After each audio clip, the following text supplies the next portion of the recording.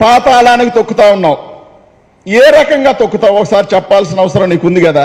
నువ్వు ఎమ్మెల్యే కాదు, ఎంపీ కాదు, రాజకీయాల్లో ఒంటరిగా పోటీ చేసి నువ్వు 11-12 సంవత్సరాలు పార్టీ పెట్టి ఎక్కడా కూడా ఏం పొడిచిందేం లేదు, ఎక్కడా కూడా ఏమి సాధించింది లేదు. సినిమాలు తీయడానికి కూడా నిర్మాతలు భయపడే పరిస్థితి. రోజుకు 2 కోట్లు సంపాదిస్తానన్న వ్యక్తి నిన్నగాక మొన్న పవన్ కళ్యాణ్ ఇళ్ళు అమ్ముకుంటున్నాడు, వాకిలు అమ్ముకుంటున్నాడు అని తప్పుడు ప్రచారం, ప్రజల్లో సానుభూతి కోసం విపరీతమైన ప్రయత్నాలు. సిగ్గనిపించాలి. ఈ వయసులో చాలా హుందాగా మాట్లాడాలి పవన్ కళ్యాణ్ అనే వ్యక్తి. నీకు కూడా 60 ఏళ్ళు దగ్గర పడతా ఉన్నాయి అనుకుంటా. ఈ వయసులో చాలా హుందాగా మాట్లాడాలా. నువ్వు మాట్లాడలేవు. ఎందుకు మాట్లాడలేవంటే నువ్వు సహవాసం చేస్తా ఉన్నది ఎవరిది? 75 ఏళ్ళు వచ్చిన ముసలి నక్కతో సహవాసం చేస్తా ఉన్నావు కాబట్టి నీకు కూడా అయ్యే లక్షణాలు అబ్బుతాయి.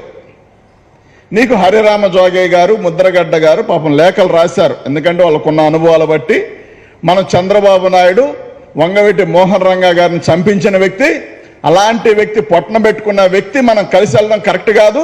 టీడీపీకి ఏనాడు కూడా జనసేన కానీ కాపులు కానీ కలవకూడదు అనేది మా సిద్ధాంతం. కాబట్టి మేము దాన్ని వ్యతిరేకిస్తామన్నామని చెప్పి వీళ్ళిద్దరు మాట్లాడుతూ ఉంటే నువ్వు సభలో వాళ్ళిద్దరిని మాట్లాడిన తీరు పాపం పేర్లు ఎత్తలేదు కానీ నువ్వు మాట్లాడిన తీరు చాలా చాలా చాలా చాలా మంది క్లారిటీ వచ్చింది. ఏంటంటే నీకేదైనా నీకు తప్పని చెప్తే నీకు నచ్చదు. ఎందుకంటే చంద్రబాబు నాయుడు ఇచ్చే సొమ్మే ముఖ్యం కాబట్టి వీళ్ళందరినీ జెండాల కూలీల కింద మార్చడం నీ ఉద్దేశం కాబట్టి జెండాల కూలీల కింద పాపం అభిమానులు మార్చావు, నిన్ను నమ్మిన నాయకులు మార్చావు. నిన్న నువ్వు కూడా మారిపోయావు. చంద్రబాబు జెండా పట్టుకొని, అంటే నీకు జెండా లేకపోగా చంద్రబాబు జెండా పట్టుకొని నువ్వు ఊపడం, నీ జెండా పట్టుకొని చంద్రబాబు నాయుడు ఊపడం అంటే చాలా అవమానకరమైన విషయం. మీరు ఏ స్థితిలో ఉన్నారో అర్థం చేసుకోవాల్సిన అవసరం ఉంది.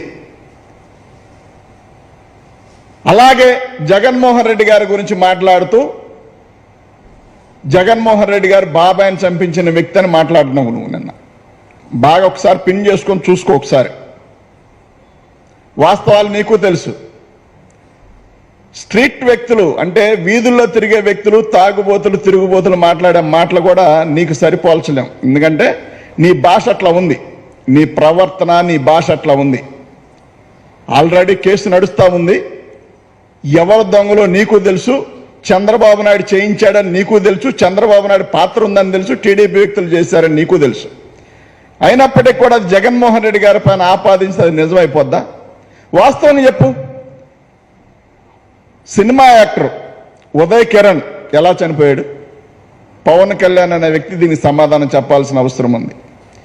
నీ హింస వలన తనని అన్ని రకాలుగా అడ్డుకొని, తనకి ఏ అవకాశాలు రాకుండా అడ్డుకొని పూర్తిగా డిప్రెషన్లోకి వెళ్ళిపోయే రకంగా చేసి పవన్ కళ్యాణ్ అనే వ్యక్తి, తను చావు కారణమైన వ్యక్తి పవన్ కళ్యాణ్. ఇంకా కావాలి వివరాలు? జగన్మోహన్ రెడ్డి గారు చెల్లిని పంపించారు, తల్లిని పంపించేశాడని చెప్తా ఉన్నావు. నీకేదో మంచి భాష వచ్చని మాట్లాడుతూ ఉన్నావు. నేను చాలా పద్ధతిగా మాట్లాడతాను, పద్ధతి నేర్చుకోవాలని జగన్మోహన్ రెడ్డి గారి గురించి చెప్తా ఉన్నావు. నా ఫ్యామిలీ గురించి మాట్లాడుతూ ఉన్నారు అని చెప్పి చెప్తా ఉన్నావు. వాస్తవాన్ని గమనించు.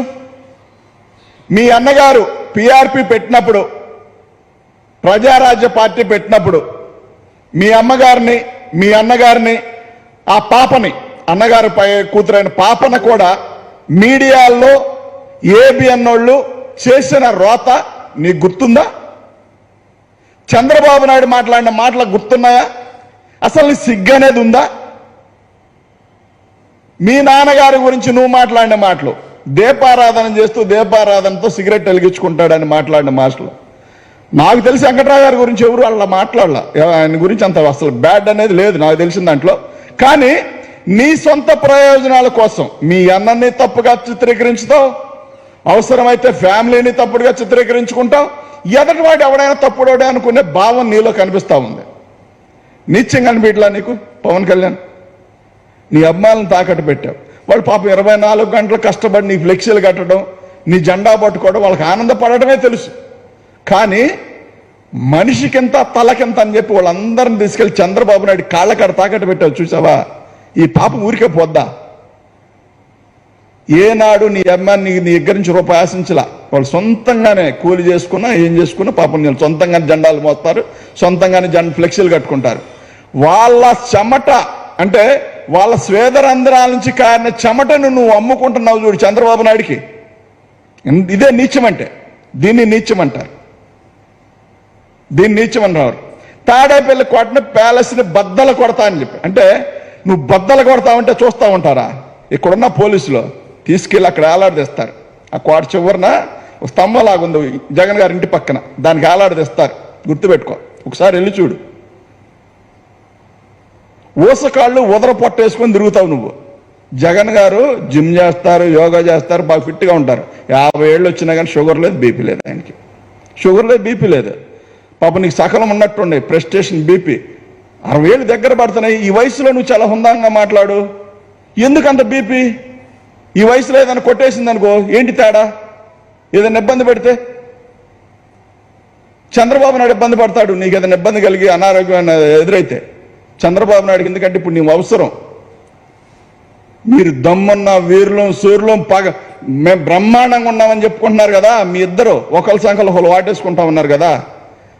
జగన్మోహన్ రెడ్డి గారి మీద రావటానికి రాలేక ఇద్దరు కలిసి, సింగిల్గా రాలేక ఇద్దరు కలిసి సింగిల్గా పోస్తే ఒక్కొక్క డొక్కలు పగిలిపోతాయి కాబట్టి, పాతాలని తొక్కటం ఆయనకు తెలుసు కాబట్టి, నిన్ను 2 చోట్ల గెలవనీ లేదు కాబట్టి, ఆయన ఏంటో నీకు తెలుసు కాబట్టి, నిన్న మీటింగ్లో దాదాపుగా 200 సార్లు ఆయన పేరెత్తావు నువ్వు.